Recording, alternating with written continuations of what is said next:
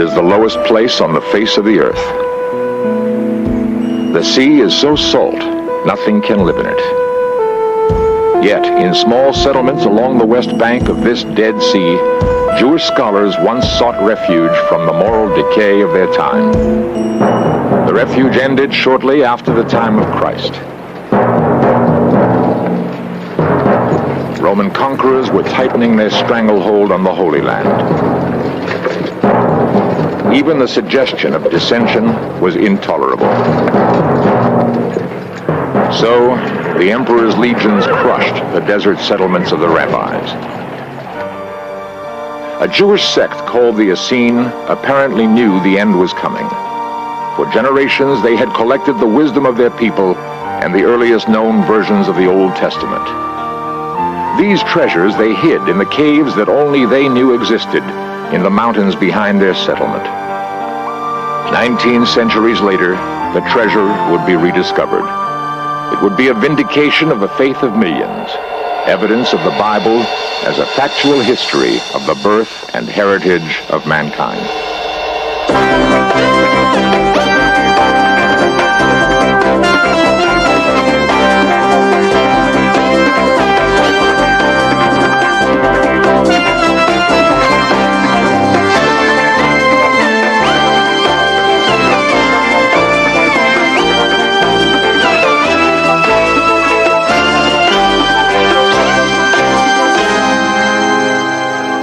Young rabbis pursuing their studies in Israel are the latest in a long line of revered scholars.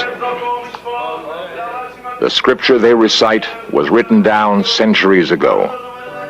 On a barren desert shelf overlooking the Dead Sea, an ancient wisdom was thus preserved. Only a few fragments have so far been recovered.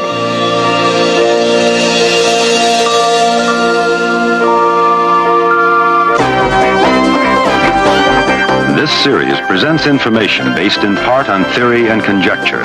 The producer's purpose is to suggest some possible explanations, but not necessarily the only ones, to the mysteries we will examine. No other city has inspired such passions. Jerusalem. Her ancient walls have seen so much. Pilgrims coming from all over the world, Jews mourning past outrages in prayers before stones quarried 2,000 years ago for Herod. Muslims visiting the site of Muhammad's ascension on a hill remembered by Jews for Abraham's sacrifice. Winding past sacred monuments are streets filled with mystery. The passers-by are a polyglot of creeds and cultures. For the moment, they coexist. Yet Jerusalem is a city wearied by war. Visitors are drawn to the nearby town of Bethlehem. There, commercial banners proclaim the birthplace of the Prince of Peace. From that time to this, Bethlehem has been a trading place for nomads from Judea. In 1947, one of these nomads found his way to a small shop, hoping to sell a rotting parchment he'd found in the desert. The desert beyond Bethlehem is Judea. Green things are rare in the land of the prophets, but a spring emerges from the mountains at a place called Ein Feshka. For as long as history has been recorded here, fresh water has flowed, nourishing vegetation and refreshing wayfarers.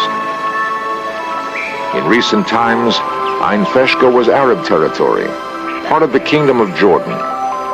In the Six-Day War, Israel pushed Jordan out of Jerusalem, out of Bethlehem, and out of Judea. Now, the Israelis hold the entire west bank of the Jordan River and Dead Sea. Israel's 1967 blitzkrieg was intended to push Arab forces back to the east bank of the Jordan River and the Dead Sea, thus giving the tiny Jewish state a defensible border with its hostile neighbors. The West Bank is hostile enough without the thunder of competing armies. It is hot and dry and mountainous. The greenery and cool breezes of Jerusalem are only a short drive away, but they might as well be on the other side of the moon.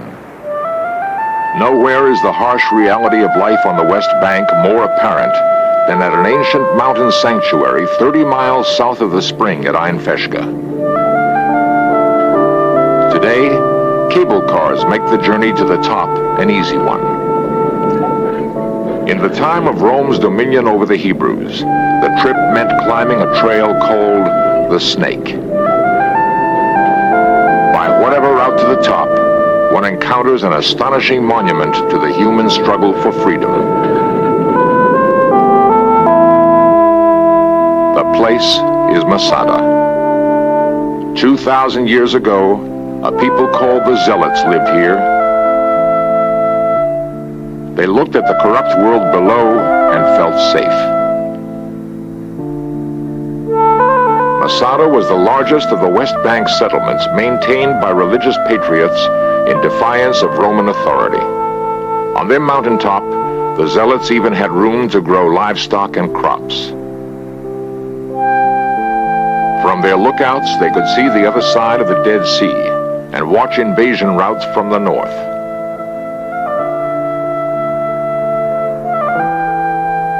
An elaborate complex of reservoirs was cut into the mountain to store runoff from rare winter rains, enough to quench Masada's thirst all summer. No enemy could approach the walls of the city without being seen. The Zealots were prepared for just about everything. But they had not anticipated the tenacity of the Roman legion. The army was marching south from Jerusalem. Rome was expanding the frontiers of empire. The legionnaires brought engines of war. They were prepared for a long siege.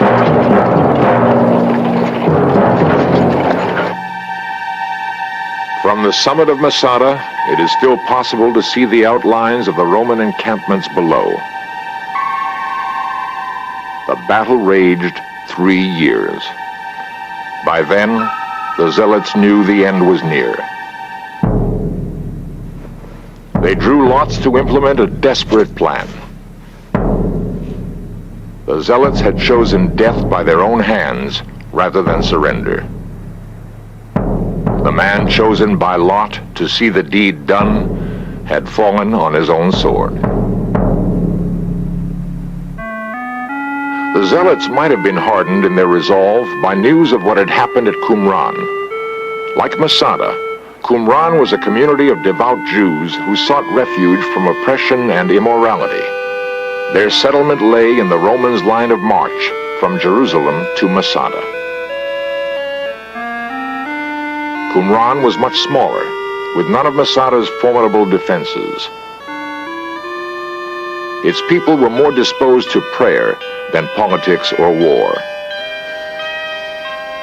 The Romans crushed them and moved on. For perhaps 200 years, the Qumran sect had struggled for survival in the desert. They had dug a canal to carry rainwater from reservoirs in the mountains. The canal led to an elaborate system of channels inside the settlement.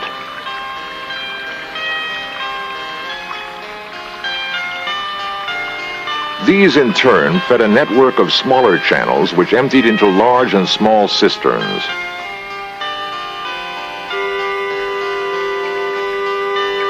Use of the precious fluid, both for ceremony and survival, was decided in council debate. Debates took place in a large hall. Only full initiates could speak. Ritual cleansing in special pools was part of an initiation process which might take several years. It was the only way to become a participant in community life. If the new member was favored, he might gain access to another part of the settlement. In a small room facing the sea, Qumran's most important work was done. Here, scribes bent over plaster benches, copying holy scriptures, their work illuminated by a window open to the sky. In another room, potters worked to prepare the jars which would hold the scrolls. Others tanned hides for parchment. Work came to an abrupt halt in the spring of 31 BC. The Roman historian Josephus marks this as the time of a terrible earthquake. Major damage, which might have been caused by that quake, is evident at Qumran. Did the community then scatter to the hills? Open graves at the walls of Qumran may be evidence of the heavy price exacted by nature. New construction on the site of cleared wreckage indicates the settlement slowly came back to life. The dedication of the community was not to be thwarted by a catastrophe of God's making. Perhaps the Qumran settlers felt their faith was being tested. When the final crisis came, the people of Qumran would be ready.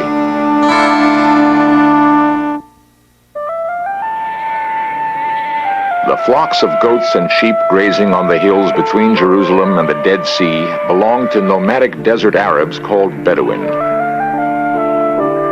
They are a clannish people, hardened to life in the wilderness. Few outsiders ever get close to them. Since the 17th century, the Ta'amira tribe has eked out a living near the banks of the Dead Sea. The terrain is harsh, and tending the livestock is hard work. On a hot summer's day in 1947, a young Ta'amira goat herd went chasing a stray. His name was Muhammad Adib, and he was about to make history. 2,000 years before Muhammad, others had followed the same path into the wilderness. The young Bedouin, who couldn't read and knew nothing of history, was walking in the footsteps of scholars who had devoted their lives to preserving the past. The adventure Muhammad was embarked on would soon vindicate their labors. Cool blackness had caught the boy's eye. It was a cave. Playfully, Muhammad dropped a stone. He had found the hiding place of the Dead Sea Scrolls. When the news of the discovery reached me in Jerusalem, I was a fellow of the American School of Oriental Research in the year 1947-48. On February 15th, a few days before, Professor John Trevor was the first scholar to see Muhammad's discovery, as agents for the Bedouin quietly sought to determine its worth. It was Wednesday, the 18th of February, when the Syrians called to the American school to get some information about some manuscripts that they had. I was amazed by their description. It didn't make too much sense to me. So I said, well, the only way I can give you information is to see the documents. So they agreed to come over the next afternoon. And when they arrived, they had a satchel with 5 documents wrapped in Arabic newspaper. They handed me one very small one, and I tried to open it, and it was very brittle. Before I had a chance to do more than simply notice it was in Hebrew, then they drew my attention to this large scroll. And when I began to look at what was before me, I was puzzled. And immediately when I began to compare this script with the Nash Papyrus, I saw evidences of great antiquity. The Nash Papyrus had been dated in the 2nd century, 1st century BC. And I thought to myself, well, perhaps then this could be as old as the Nash Papyrus, which would make it 1,000 years older than the oldest known biblical manuscript in Hebrew. But then I suddenly realized that I had not checked the manuscript for authenticity. Could it be a forgery, was the question that plagued me all that night. So the next morning I made arrangements to get into the old city and go to the monastery. And then they brought out the scroll again, and I began to unroll it very carefully, looking for evidences of corrections, particularly that might give an indication of authenticity. And I finally came to column 33, and there suddenly was the evidence that I was looking for. For here on this column are 2 corrections made by 2 different hands, and no forger could possibly have produced the phenomenon of those corrections. Then I knew that I was looking at a manuscript that was 2,000 years old, the oldest biblical manuscript yet discovered. News of the discovery touched off a stampede. Jordanian authorities called on the famed desert police for help.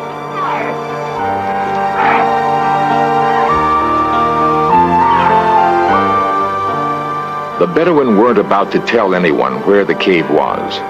It would be up to the police to find it before more scrolls got into the wrong hands, and bidding climbed too high for scholars to compete with private collectors.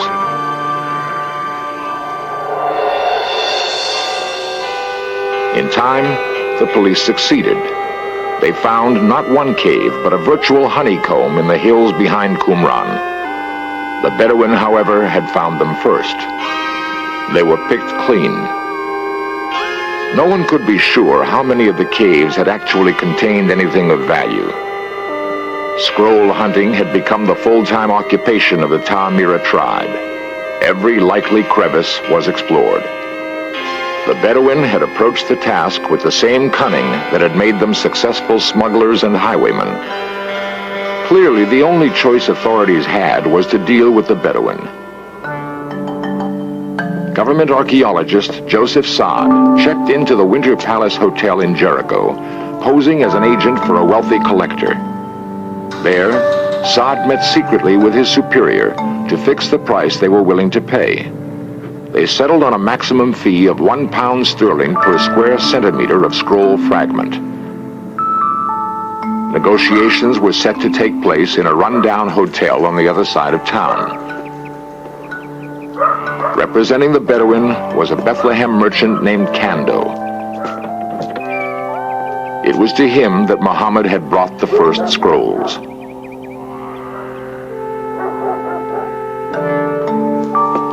Eventually, the bargain was made. Although neither side really trusted the other, a relationship now existed that could enable scholars to unravel the mystery of the scrolls.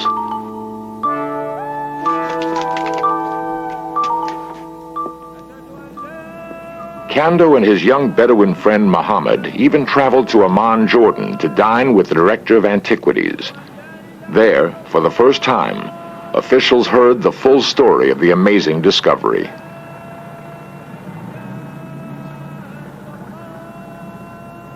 By now, experts had a much clearer understanding of the importance of the scrolls.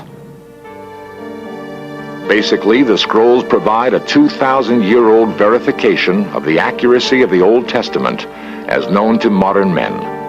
The uniformity of the versions was astonishing.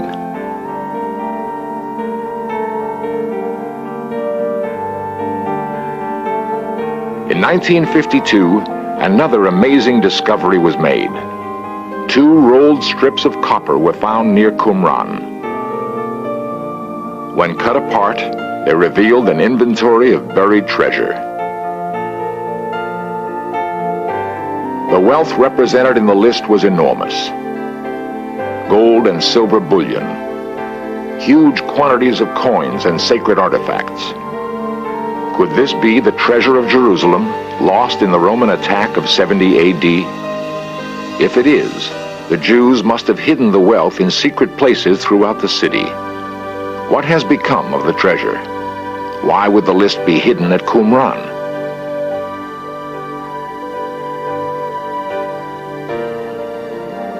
The ruins are mute. Clearly, however, the settlement was recognized in its own day as far more important than the size of its membership would suggest. Some scholars believe John the Baptist lived here as a boy, watching the scribes work at their writing tables. Jesus was certainly at least aware of the community and of the scripture being copied and sealed away in the large clay jars unique to Qumran, time capsules to be opened in a distant age.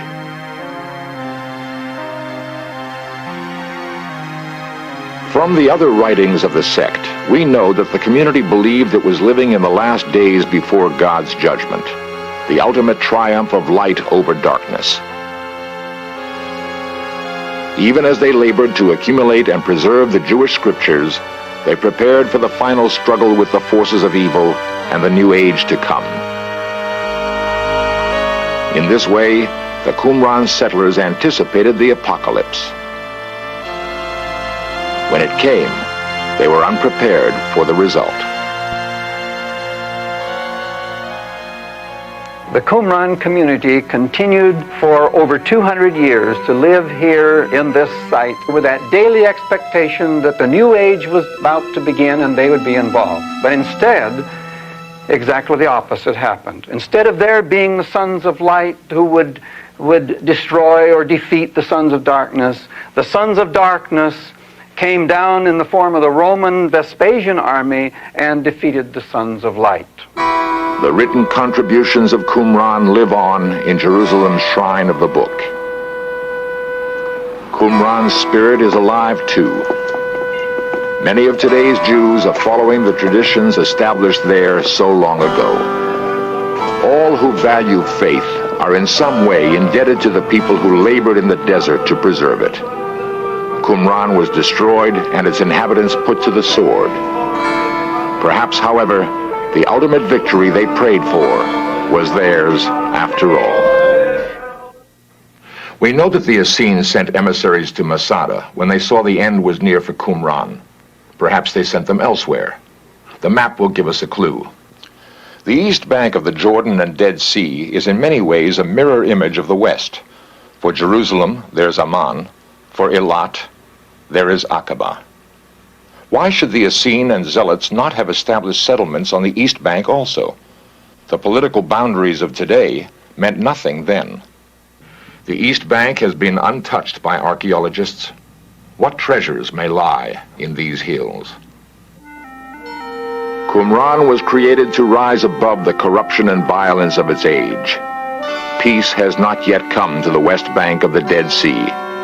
If it ever does, perhaps men can concentrate on finding more of the treasures Qumran left behind.